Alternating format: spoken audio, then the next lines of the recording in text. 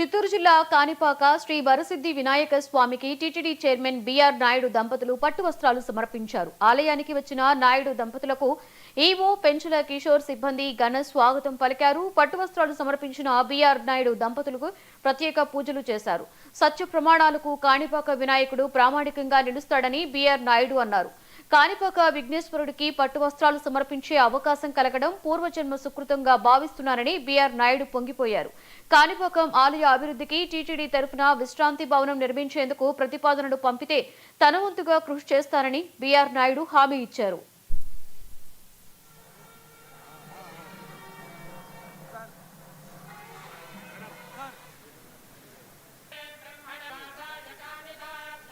ఈరోజు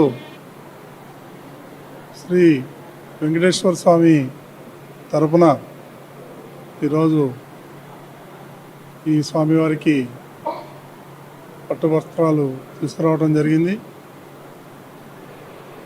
నాకు ఈ కాణిపాకం వరసిద్ధి వినాయక ఆలయం ఏదైతే ఉందో నా చిన్నప్పటి నుంచి నేను ఈ ఆలయానికి వచ్చేవాడిని. ఆ రోజులు తలుచుకుంటే ఈరోజుకి ఈ యొక్క దేవాలయం ఏదైతే ఉందో చాలా అభివృద్ధి చెందింది.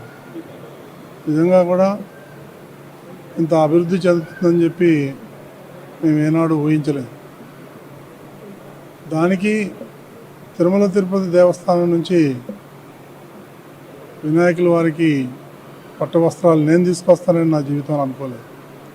ఇదంతా కూడా శ్రీ వెంకటేశ్వర స్వామి యొక్క మహిమ.